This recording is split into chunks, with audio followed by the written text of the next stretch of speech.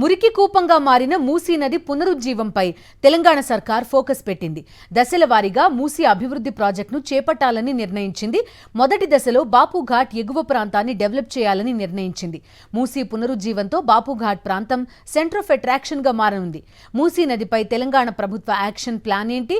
బాపుఘాట్ దగ్గర ఎలాంటి అభివృద్ధి చేయనున్నారు? బాపుఘాట్ నుంచి మా ప్రతినిధి విక్రమ్ మరింత సమాచారం అందిస్తారు. తెలంగాణ ప్రభుత్వం మూసీ పునరుజ్జీవం ప్రాజెక్టుపై పూర్తి స్థాయిలో ఫోకస్ పెట్టింది. మనం ప్రస్తుతం లంగరౌజ్ బాపుఘాట్ ప్రాంతంలో ఉన్నాము. ఈ ప్రాంతం నుంచి ఎగువన ఉన్న ప్రాంతాన్ని అంతా కూడా మొదటి దశలో అభివృద్ధి చేయాలని నిర్ణయించడం జరిగింది. మనం చూసుకోవచ్చు, ఈసీ మూసీ రెండు నదులు కలిసే చోటే ఈ బాపుఘాట్ ప్రాంతం. మనం చూసుకోవచ్చు, గండిపేట నుంచి వచ్చే ఒక పాయను అటువైపు నుంచి వస్తుంది, ఇటు హిమాయత్ సాగర్ నుంచి వచ్చే పాయ ఇటువైపు నుంచి వస్తుంది. ఈ రెండు నదులు కలిసే చోట మూసీ నది ఇక్కడ పూర్తి స్థాయిలో బాపుఘాట్ను కలిసే ప్రాంతం ఇది. బాపుఘాట్ ఏరియాను పూర్తి స్థాయిలో అభివృద్ధి చేయాలని చెప్పి మొదటి దశలో నిర్ణయించడం జరిగింది.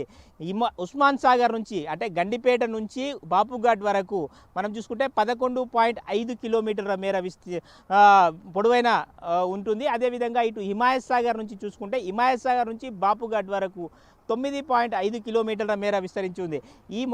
ఈ ప్రాంతాన్ని అంతా కూడా తొలి దశలో అభివృద్ధి చేయాలని చెప్పి రాష్ట్ర ప్రభుత్వం భావిస్తుంది.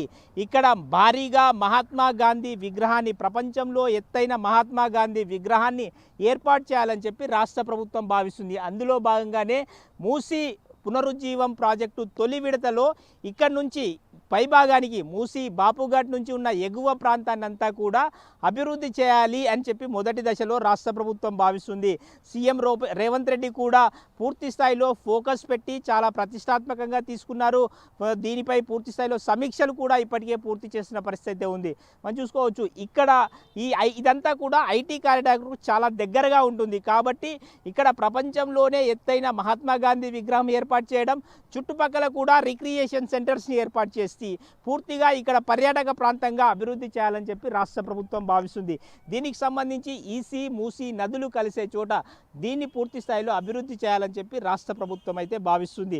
దీనికి సంబంధించి మనం చూసుకోవచ్చు, ఇక్కడ ఎస్టీపీలను ఏర్పాటు చేసి ఇక్కడ నుంచి మురుగునీటి జలాలు కిందికి రాకుండా ఉండేందుకు పూర్తి స్థాయిలో 7,000 కోట్ల రూపాయలతో టెండర్లను పిలిచేందుకు కూడా రాష్ట్ర ప్రభుత్వం సిద్ధమవుతుంది. బాపుఘాట్ నుంచి స్వచ్ఛమైన జలాలే మూసీలోకి వెళ్లేందుకు వీలుగా రాష్ట్ర ప్రభుత్వం పూర్తి స్థాయిలో చర్యలు తీసుకుంటున్నట్లు స్పష్టంగా అర్థమవుతుంది. ప్రాజెక్టుకు రూపకల్పన కూడా చేసినట్లు స్పష్టంగా అర్థమవుతుంది. అదేవిధంగా మనం చూసుకోవచ్చు, హిమాయత్ సాగర్లోకి మల్లన్న సాగర్ నుంచి గోదావరి జలాలను హిమాయత్ సాగర్లోకి తీసుకొస్తారు. హిమాయత్ సాగర్ నుంచి అక్కడి నుంచి గండిపేట జలాశయానికి ఉస్మాన్ సాగర్ వరకు కూడా గోదావరి జలాలను తీసుకెళ్లేందుకు పూర్తి స్థాయిలో ప్రణాళికలను రూపొందించారు. మొత్తం దానికి సంబంధించిన టెండర్ల ప్రక్రియను కూడా 15 రోజుల్లో పూర్తి చేసేందుకు రాష్ట్ర ప్రభుత్వం కసరత్తు చేస్తుంది. సీఎం రేవంత్ రెడ్డి దీనిపై పూర్తి స్థాయిలో సమీక్షలు చేసినట్లు స్పష్టంగా అర్థమవుతుంది.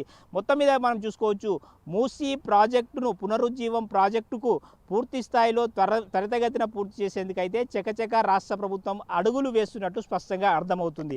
మూసీ నదిలో ప్రవహించే నీటిని శుద్ధి చేసి దిగువకు వదలాలని ప్రభుత్వం భావిస్తోంది. 7,000 కోట్ల రూపాయలతో కొత్తగా ఎస్టీపీలను ఏర్పాటు చేయాలని నిర్ణయించారు. శుద్ధి చేసిన నీరు మాత్రమే మూసీలో ప్రవహించేలా ప్రణాళికలు రచిస్తున్నారు. దీనికోసం ఈ వారంలో టెండర్లను పిలవనుంది ప్రభుత్వం. బాపుఘాట్ వద్ద ఏర్పాటు చేయనున్న ఎస్టీపీలు జంట జలాశయాలకు గోదావరి జలాల తరలింపుపై మరింత సమాచారం మా ప్రతినిధి విక్రమ్ అందిస్తారు. మూసీ ప్రాజెక్టుపై రాష్ట్ర ప్రభుత్వం చాలా ప్రతిష్టాత్మకంగా తీసుకొని చకచక ముందుకు వెళ్తున్న పరిస్థితి ఉంది.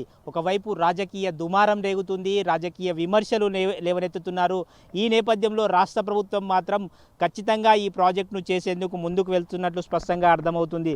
మనం ప్రస్తుతం లంగరౌజ్ బాపుఘాట్ ప్రాంతంలో ఉన్నాము. ఈ ప్రాజెక్టు మూసీ పునరుజ్జీవం ప్రాజెక్టుకు సంబంధించి ఎగువనున్న ప్రాంతాన్ని, బాపుఘాట్ నుంచి ఎగువనున్న ప్రాంతాన్ని తొలి దశలో అభివృద్ధి చేయాలని చెప్పి రాష్ట్ర ప్రభుత్వం భావిస్తుంది. ఇక్కడ నుంచి మనం చూసుకోవచ్చు, దాదాపు 21 కిలోమీటర్లు మనం చూసుకోవచ్చు.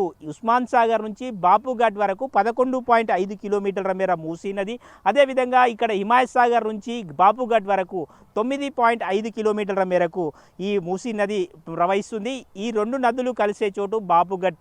ఈ ప్రాంతాన్ని పూర్తి స్థాయిలో అభివృద్ధి చేయాలి అని చెప్పి ఎగువ ప్రాంతాన్ని మొదటి దశలో అభివృద్ధి చేసేందుకు పూర్తి స్థాయిలో చర్యలు చేపట్టింది.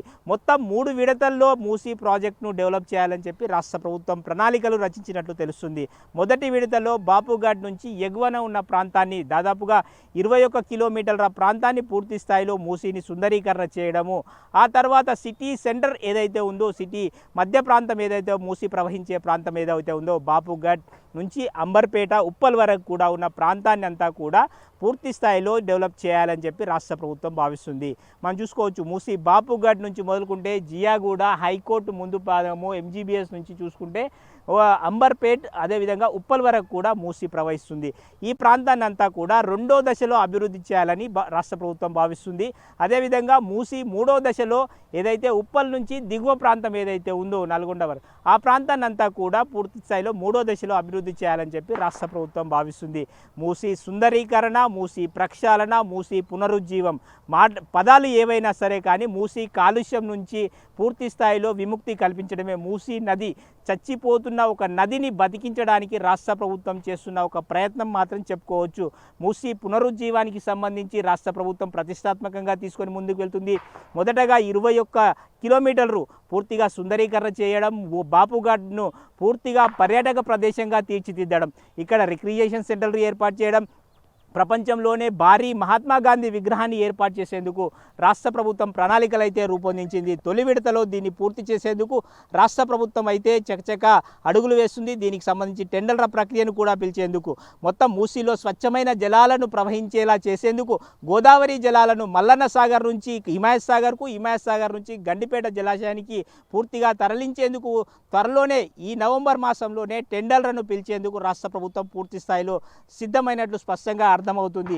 అదేవిధంగా బాపుఘాట్ ప్రాంతాన్ని ప్రపంచంలోకెల్లా పూర్తి స్థాయిలో పర్యాటక ప్రాంతంగా రిక్రియేషన్ సెంటర్లు ఏర్పాటు చేసి ఐటీ కారిడార్కు దగ్గర ఉండడంతో ఇక్కడ పూర్తిగా ఆహ్లాదకరమైన వాతావరణం ఉండేలా ఏర్పాటు చేసేందుకు రాష్ట్ర ప్రభుత్వం అయితే ప్రణాళికలు రూపొందించింది. ఈ రాష్ట్ర ప్రభుత్వం ప్రణాళికలు ఏ మేరకు అమలుకు నోచుకుంటాయో చూడాలి. మరి మూసీ పునరుజ్జీవంపై రాష్ట్ర ప్రభుత్వ ఆలోచన ఘనంగానే ఉన్న ఆచరణ ఏ మేరకు ఉంటుందని చెప్పి హైదరాబాద్ నగర ప్రజల్లో అనుమానాలైతే వ్యక్తమవుతున్నాయి. ఇకనైనా రాష్ట్ర ప్రభుత్వం ఈ మూసీ కాలుష్య జలాల నుంచి నగరవాసులకు విముక్తి లభించేలా చేస్తుందా లేదా అని నగర ప్రజలంతా కూడా ఆసక్తిగా ఎదురు చూస్తున్నారు. వీడియో జర్నలిస్ట్ సి శ్రీనివాస్ గౌడ్తో విక్రమ్, సాక్షి టీవీ, హైదరాబాద్.